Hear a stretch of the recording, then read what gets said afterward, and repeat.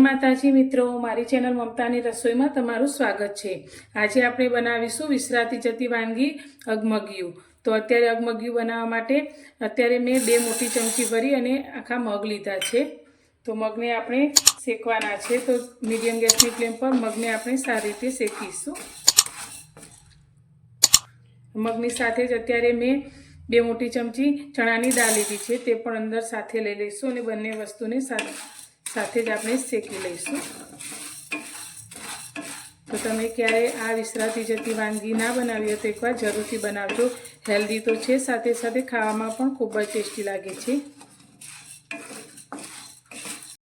મગ અને ચણાની દાળ આપણા સારી રીતે શેકાઈ ગયા છે। તો અત્યારે આપણે 2 ચમચી ચોખા લીધા છે, તે અંદર લઈ લઈશું। તો ચોખાને શેકાતા બહુ વધારે સમય નથી લાગતો, એટલે તેને આપણે પાછળથી એડ કર્યા છે। અને તેની સાથે અત્યારે મેં 2 ચમચી આખી બાજરી લીધી છે, તે અંદર લઈ લઈશું।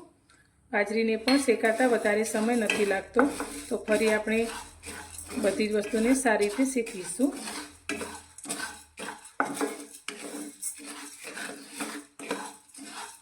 બધી જ વસ્તુ સારી રીતે શેકાઈ ગઈ છે, તો ગેસની ફ્લેમ આપણે બંધ કરીશું અને પ્લેટમાં કાઢી લઈ અને આને થોડી વાર માટે ઠંડુ થવા દઈશું। શેકેલી બધી જ વસ્તુ આપણે ઠંડી થઈ ગઈ છે, તો હવે આપણે એક મિક્સર જાર લઈ લઈશું। હવે આને પીસી અને આપણે કરકરો લોટ તૈયાર કરવાનો છે।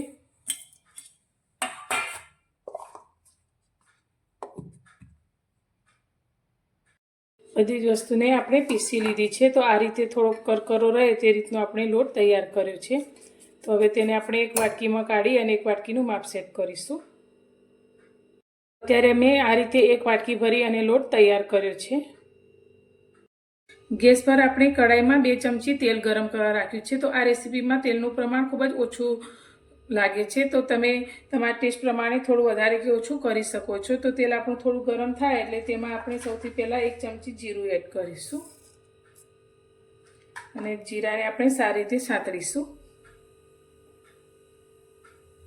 જીરું આપણું સંતળાઈ ગયું છે, તો થોડી હિંગ એડ કરીશું અને સાથે આપણે થોડી અંદર હળદર એડ કરીશું। હવે અત્યારે એક ડુંગળીને આ રીતે ઝીણી કટ કરી લીધી છે, તે અંદર લઈ લઈશું અને ડુંગળીને આપણે થોડી સાંતળી લઈશું।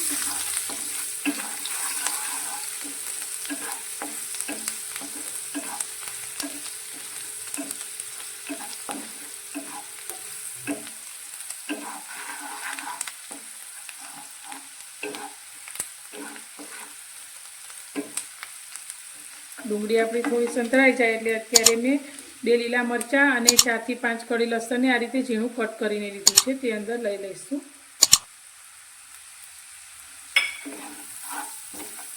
અને બધી જ વસ્તુને આપણે 1-8 મિનિટ જેવું સાંતળીશું। ડુંગળી અને મરચાં આપણા સારી રીતે સંતળાઈ ગયા છે। તો હવે આપણે જે વાટકી ભરીને લોટ તૈયાર કર્યો છે, તે જ વાટકીના માપ પ્રમાણે મેં અત્યારે 2 વાટકી પાણી લીધું છે, તે આપણે કઢાઈમાં લઈ લઈશું।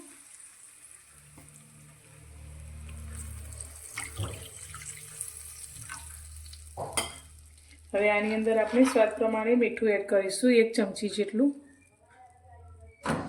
અને અત્યારે આપણે 1 નાની ચમચી કાળા મરીનો પાવડર લીધો છે, તે અંદર લઈ લઈશું। તો કાળા મરીનો પાવડર ખાસ એડ કરવાનો હોય છે આ રેસીપીમાં, તેનો ટેસ્ટ ખૂબ જ સરસ આવે છે। તો આપણે લીલા મરચાં જે લીધા છે તે મીડિયમ તીખા હોય તેવા લીધા છે। તો હવે આ પાણીને આપણે સારી રીતે ઉકળવા દઈશું। પાણી આપણું એકદમ સરસ રીતે ઉકળવા લાગ્યું છે, તો હવે આપણે જે લોટ તૈયાર કર્યો છે તે થોડો અંદર એડ કરીશું અને આ રીતે હલાવતા રહીશું, જેથી ગાંઠા અંદર પડી ના જાય।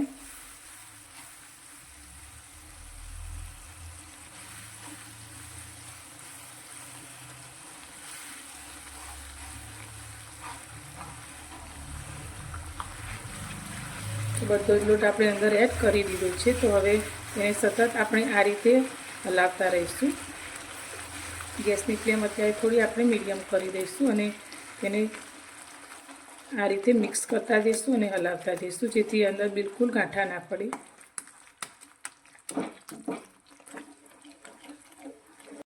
તો બધું જ સારી રીતે મિક્સ કર્યા પછી તમે જોઈ શકો છો આ રીતે થોડું ઘટ થવા લાગ્યું છે। તો ગેસની ફ્લેમ આપણે એકદમ સ્લો કરી દઈશું। અને આને ઢાંકી અને આપણે 5 મિનિટ માટે થવા દઈશું, જેથી આપણું આ અગમગિયું એકદમ સરસ રીતે બફાઈ જશે. 5 મિનિટ પછી ગેસની ફ્લેમ આપણે બંધ કરી દઈશું અને ઉપરથી આપણે થોડીક લીલી કોથમીર લઈ લઈશું. હવે આ ગરમા ગરમ અગમગિયાને આપણે સર્વ કરીશું. તો અગમગિયું નામ તમે પહેલાં કદાચ ક્યાંય સાંભળ્યું નહીં હોય, પણ આ એક વિસરાતી જતી વાનગી છે જે ખાવામાં હેલ્ધી છે અને સાથે ટેસ્ટી પણ લાગે છે. તો હવે તેને આપણે સર્વ કરશું. તો તૈયાર છે આપણી વિસરાતી જતી વાનગી અગમગિયું. તો તેના ઉપર આપણે આ રીતે થોડું થીજી ગયેલું ઘી લઈ લઈશું, જે ઘી સાથે ખૂબ જ ટેસ્ટી લાગે છે. તો તમને મારી આજની આ વાનગી બનાવવાની રીત કેવી લાગી તે મને કોમેન્ટમાં જરૂરથી જણાવજો. અને પસંદ આવી હોય તો વિડીયોને લાઇક કરજો, શેર કરજો અને હા, ચેનલને સબસ્ક્રાઈબ કરવાનું બિલકુલ ભૂલતા નહીં. તો ફરી મળીશું એક નવી જ રેસીપી સાથે નવા વિડીયોમાં.